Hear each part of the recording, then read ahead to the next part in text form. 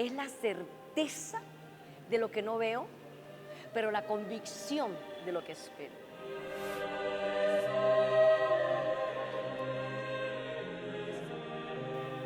El que tiene fe y cree en Dios y cree en que sí puede hacer las cosas, le va a ser posible todo lo que se empeñe en hacer.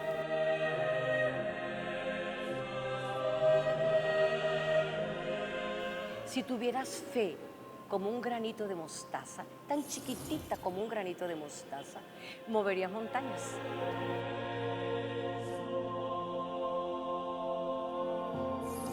Porque todo el que ha nacido de Dios vence al mundo. Esta es la victoria que vence al mundo, nuestra fe. Primera de Juan 5:4.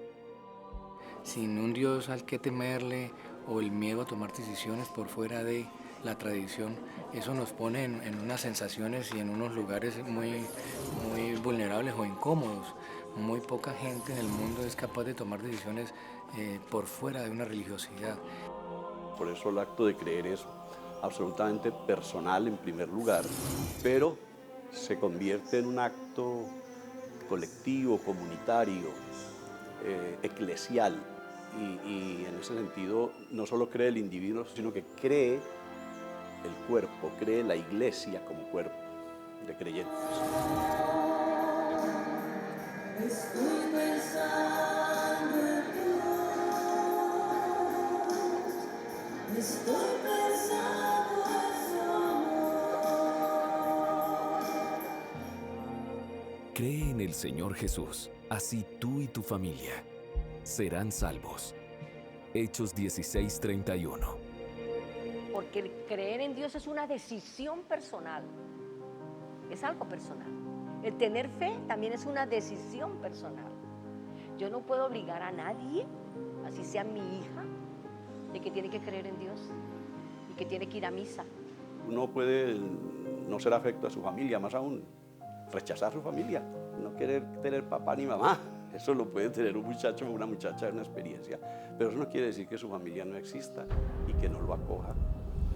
En la medida en que él va profundizando en lo gratuito de la vida, dice, ay, pero si yo estoy vivo y se lo debo a mi mamá, que no me abortó, a mi papá, que fecundó a mi mamá, se lo debo a mi hogar, que me acogieron y me dieron cobijo. En otras palabras, hay que volver a poner como primer saber espiritual de las personas el agradecimiento. Donde no hay agradecimiento es casi imposible que haya una experiencia de fe como instrumentos de gracia.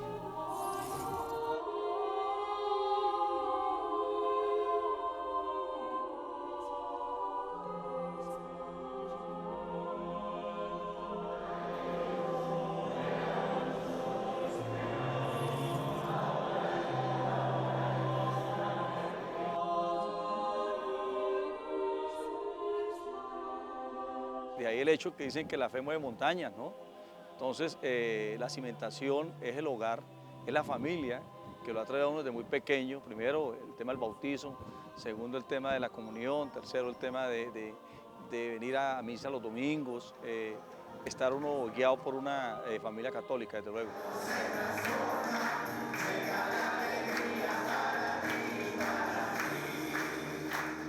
La fe no la perdemos si estamos constantemente en unión con el Señor, con el Padre, con el Hijo y sobre todo con el Espíritu Santo. Él es el que nos acompaña en todo momento para que nosotros estemos aferrados a Él.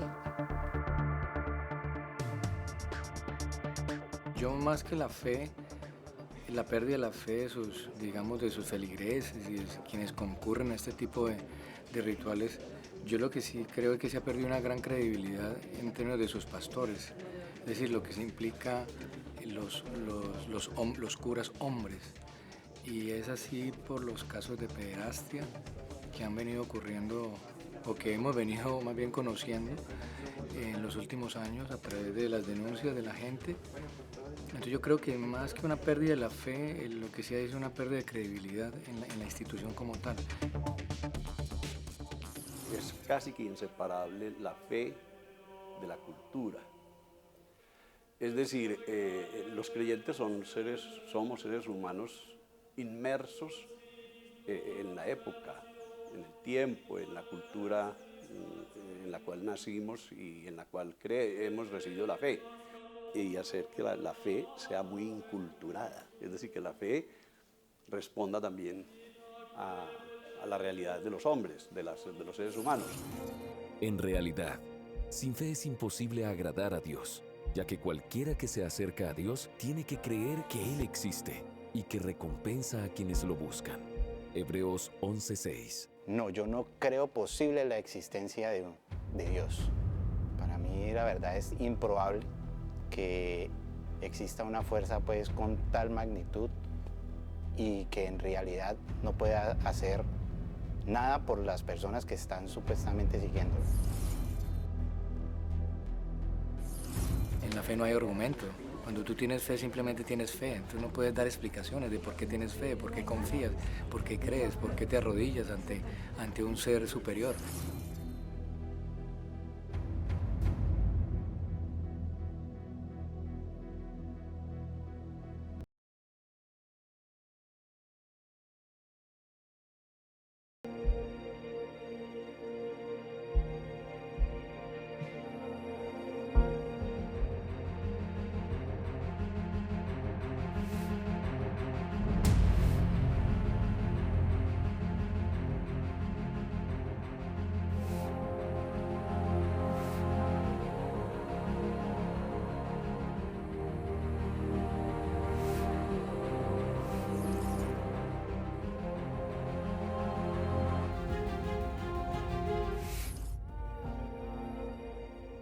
Reciban al que es débil en la fe, pero no para entrar en discusiones.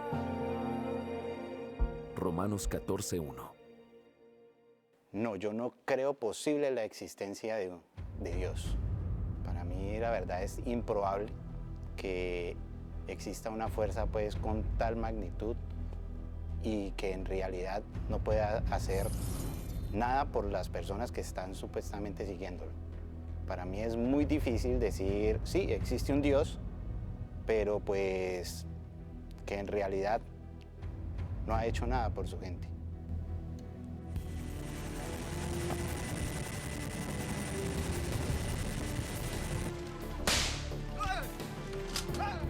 No puede ser tan sencillo decir, a ti te curo y a aquel personaje no. Si son dos personas iguales y se supone que todos somos la imagen y semejanza de Dios. Entonces, ¿por qué a unos sí se les cumple y por qué a otros no? Sí, hay muchos sectores juveniles que han caído en el agnosticismo y se han alejado de la práctica y hasta de cualquier sentido religioso, incluso que se han vuelto agresivos contra lo religioso, porque también hoy hay una línea de agresividad y de agresión a lo religioso muy marcada en esta cultura y sobre todo en estos contextos en donde lo religioso ha sido tan utilizado para lo violento, por ejemplo.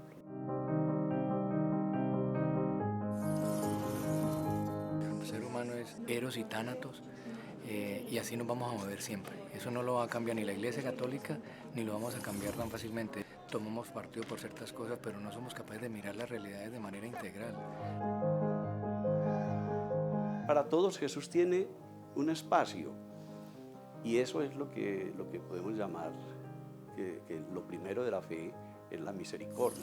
Por eso lo primero de la espiritualidad es agradecer, porque somos amados con misericordia. Es decir, el Papa lo ha insistido mucho, misericordia significa que Dios se metió en la miseria humana.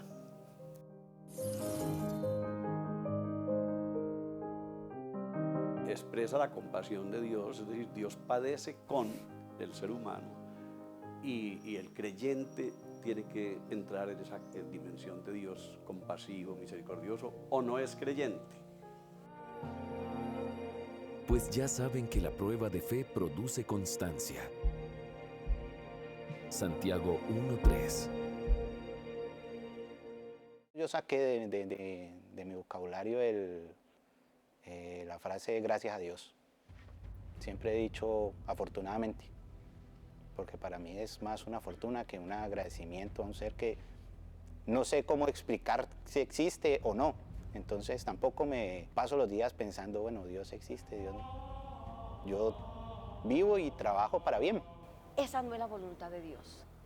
Él no manda, Él permite que sucedan cosas negativas, pero sí puedo afirmar en mi fe que lo que se pone a prueba es la fe y la fortaleza y el creer en ese poder de Dios. El mundo se dice en términos de conciencia y de espiritualidad, que el mundo es perfecto. Perfecto, cada pieza del rompecabezas encaja donde tiene que encajar. ¿Para qué? Para poder aprender. Tú, en cambio, hombre de Dios, huye de todo eso y esmérate en seguir la justicia, la piedad, la fe, el amor, la constancia y la humildad. Primera de Timoteo 6:11.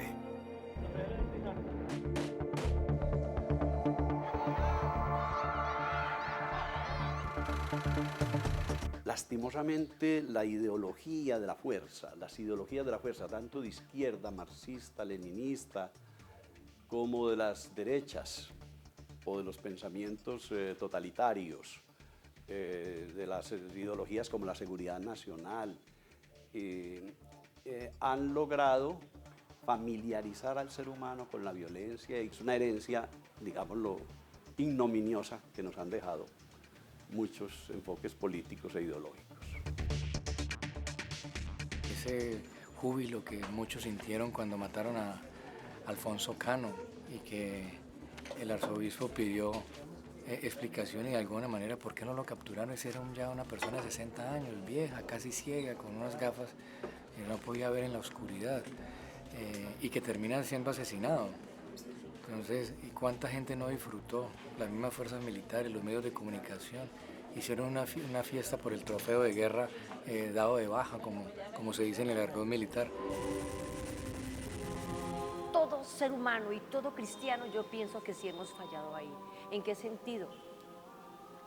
En que no hemos catequizado o evangelizado o ayudado a mucha gente, especialmente los jóvenes que van creciendo sin Dios y sin ley. No los hemos llamado a que respeten la vida de los demás, a que respeten a Dios. Lo que tiene que prevalecer es la vida y no la muerte. Pero eso lo entiende un ciudadano que tiene claro su papel en la democracia. Pero yo siento que aquí todavía hay colombianos que salen a votar más con la fe en su Dios o en su congregación, o guiados o dejados guiar por pastores, obviamente, que tienen unos intereses, y no por una autonomía que está naturalmente asociada a la condición de ciudadano. Padre, perdónalos porque no saben lo que hacen. Al final, cuando termine la historia y cuando termine la de cada uno, la pregunta será: ¿tú diste pan o engendraste hambreados? ¿Vestiste o despojaste? ¿Ofreciste vivienda o destechaste a los demás y desplazaste? ¿Cuidaste el agua y los recursos o creaste una sociedad y un mundo de sedientos? Si uno está en Dios, camina derecho, va bien. Entonces, yo sé que todos los días estamos tentados, ¿cierto?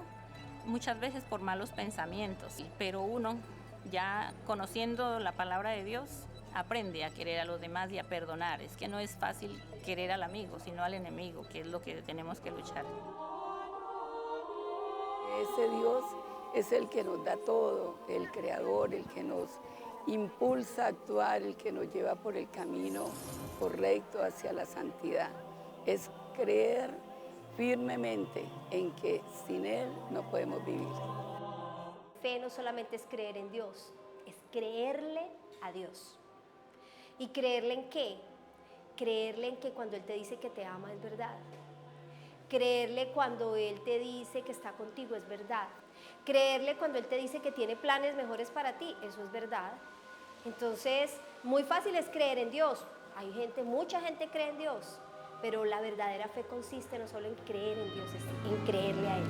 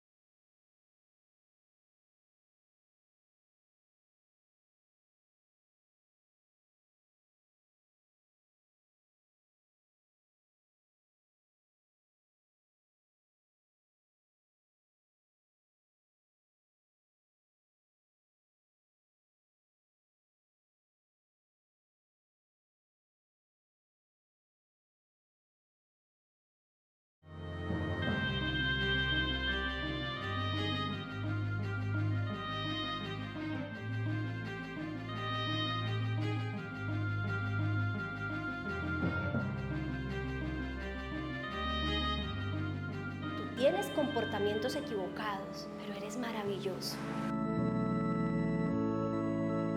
Los seres humanos estamos muy heridos y los jóvenes más todavía, porque la estructura familiar se ha roto de una manera muy tenaz. Entonces hay muchos chicos solos, hay muchos chicos enredados, pero cuando ellos llegan y encuentran una experiencia de amor que les dice, si te portas bien te amo, si te portas mal igual te amo, ¿cómo así? El joven puede entonces buscar caminos. Uno de esos es la espiritualidad, otro es el servicio, otro puede ser la droga, otro es intentar, yo no quiero repetir lo mismo, y pueden estar encontrando en la espiritualidad respuestas que le digan cuál es el sentido de la vida, porque en definitiva todos nos estamos preguntando por el sentido de la vida. En esas crisis de fe lo que más deberíamos hacer es no perder el rumbo, o sea, encaminarnos. Muchas veces puede ser una materia, puede ser una separación de familiares, la pérdida de un familiar, y la idea es simplemente no perder el rumbo y hacia dónde vamos, es no olvidar ese propósito primero del por qué estamos aquí. El factor religioso es un factor que está en la naturaleza, inscrito en el ser humano, y que es su dimensión de trascendencia y de sentido, de darle finalidad a la vida y a la muerte, es su dimensión de totalidad de la existencia y la totalidad de la persona. Entonces ese enfoque religioso, ahí es que asumirlo, ayudarlo a madurar y a depurar. Jesús siempre está tocando la puerta de cada joven, así sea por una tía lejana o un familiar cercano, pero alguien en algún momento a cualquier persona le ha dicho, ve, yo creo en Dios, o yo voy a la iglesia, yo voy a un grupo. Es darle esa primera oportunidad. Que nadie te menosprecie por ser joven. Al contrario, que los creyentes vean en ti un ejemplo a seguir en la manera de hablar, en la conducta y en amor, fe y pureza. Primera de Timoteo 4:12. Yo creo que sí tenemos que entrar en un camino de aprendizaje mucho más rápido, ya no tan lento y más claro, más asumido en la cultura, incluida la cultura religiosa, un camino de dignificación del ser humano. Manténganse alerta, permanezcan firmes en la fe, sean valientes y fuertes. Primera de Corintios 16:13. La gente sigue creyendo. Para el caso particular de la Semana Santa, yo creo que siempre ha estado esa discusión o esa, apreciar la Semana Santa como un momento de esparcimiento, pasear, turismo, y la lucha por estar visitando los templos y asistiendo a esos rituales.